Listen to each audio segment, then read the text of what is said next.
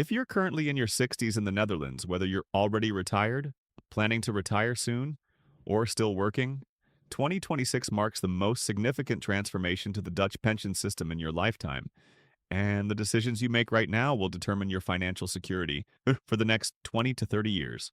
Starting January 1st, 2026, the Wet Toekomst Pensioenen officially takes full effect across the majority of Dutch pension funds, fundamentally changing how your occupational pension is calculated, how benefits are distributed, and critically, how your accrued pension rights from decades of work are converted into the new system. For those born between 1956 and 1966, this reform arrives at the worst possible moment. You're close enough to retirement that you've built substantial pension rights under the old guaranteed system, yet you'll be forced into a new system where investment risk shifts directly onto your shoulders, just as you need stability most. The stakes are enormous, with approximately 2.3 million Dutch workers and retirees in their 60s facing the Invaren conversion process that could either preserve or diminish the pension wealth you've accumulated over 40 years of contributions. This isn't theoretical policy discussion anymore. This is happening now, affecting your money.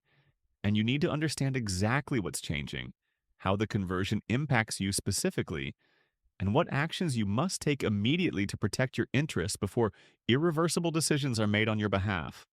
The Dutch occupational pension system that you've paid into throughout your career was built on principles established in the 1950s and solidified through the Pension Wet of 2007, creating one of the world's most comprehensive and generous retirement frameworks based on defined benefit promises. Under this traditional system, you and your employer contributed to a pension fund throughout your working life, and in return, you received a promise of a specific pension amount calculated based on your salary and years of service, with the fund bearing all investment risk and guaranteeing your benefit regardless of market performance. This system worked remarkably well for decades, providing Dutch retirees with among the highest replacement rates in the developed world, typically replacing 70 to 80% of final working income. However, the 2008 financial crisis exposed fundamental vulnerabilities. With interest rates plummeting and life expectancy increasing, pension funds' coverage ratios, the measure of their ability to meet future obligations, fell dramatically. Between 2008 and 2020, many funds froze indexation, meaning your pension wasn't adjusted for inflation, and some even implemented benefit cuts, something previously unthinkable in the Dutch system. The ABP Civil Service Fund, serving 2.9 million participants, went more than a decade without providing full inflation adjustments. For workers now in their 60s, this meant watching your purchasing power erode during your final working years and early retirement. The political response was years in the making, with the 2019 pension agreement between government, unions, and employers finally breaking the deadlock, followed by parliamentary passage of the Wet Toekomst Pensioenen in 2023. The law mandates that all pension funds transition from defined benefit to defined contribution systems by January 1st, 2028, with the majority, including the largest funds, choosing to implement their transitions in 2026 to allow adequate preparation time. The major reform hitting in 2026 fundamentally restructures three critical elements of your pension that you must understand in detail. First, the shift from defined benefit to defined contribution means you no longer receive a guaranteed pension amount. Instead, you have an individual pension pot, essentially a personal account showing your accumulated pension capital, which is invested collectively with other participants but tracked separately for you. Your ultimate pension income depends entirely on how much capital you've accumulated and the investment returns achieved, with no guarantee of a specific monthly amount. Second, the reform introduces immediate adjustment mechanisms, meaning when investments perform well, your pension capital increases quickly. But when markets decline, your capital also decreases in real time, rather than being buffered by collective reserves as in the old system. Third, and most critically for those in their 60s, is the Invaren transition process. Every guilder and euro you've accumulated under the old system must be converted into personal pension capital under the new system. And this conversion happens through a complex calculation that considers your age, life expectancy, current fund coverage ratio, and market conditions at the moment of transition. For someone aged 62 in 2026, you might have accumulated nominal pension rights promising, for example, €2,400 monthly from age 67.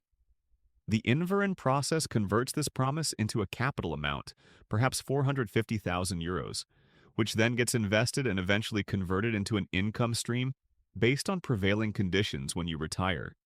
The methodology for this conversion is actuarially neutral in theory, meaning you shouldn't lose value, but the practical reality is far more nuanced and potentially problematic for older workers. The consequences of this 2026 reform create profound risks but also some opportunities that vary dramatically based on your specific age within the 60-plus cohort. If you're 67 or older and already receiving pension payments when your fund transitions in 2026, you face immediate volatility risk. Your monthly pension payment will fluctuate based on investment performance rather than remaining stable. And while you might benefit from market upswings, you're also exposed to downturns precisely when you need income certainty most and have no ability to return to work to compensate. If you're between 60 and 66, planning to retire within the next few years, you face conversion timing risk. The Invaren calculation uses market conditions and actuarial assumptions at the transition date, and if this occurs during market stress or with unfavorable interest rate assumptions, your converted capital could be lower than the present value of your promised benefits under the old system. There's also sequence of returns risk. If you retire immediately after the transition and markets subsequently decline, you'll draw down your capital during weakness, permanently reducing your lifetime income potential. However, there are potential opportunities. If you're in your early 60s and markets perform strongly after the transition, your pension capital could grow more rapidly than under the old system's cautious indexation approach. And if you delay retirement several years, you give your capital more time to potentially compound. The new system is also more portable, making it easier to continue working for different employers without complicated benefit transfers. And it provides complete transparency, allowing you to see exactly what you have rather than relying on complex benefit formulas. You must take immediate and specific actions to navigate this 2026 reform and protect your pension interests. First, before March 2026, contact your pension fund directly, whether that's ABP, PFZW, PMT, or a company fund, and request a detailed written explanation of their specific transition timeline and how the Invaren will be calculated for someone of your exact age with your specific accrued rights. Do not accept generic information. Demand personalized details. Second, log into mijnpensioenoverzicht.nl immediately and verify that all your pension accruals are correctly registered, because the conversion will be based on these registered amounts, and any errors must be corrected before the transition date.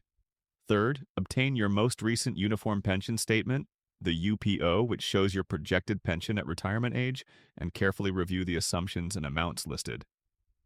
Fourth, if you're still working and approaching retirement, model different retirement timing scenarios using your fund's online tools or with a financial advisor, because retiring 1 year earlier or later relative to the transition could significantly impact your outcome due to conversion timing and market conditions.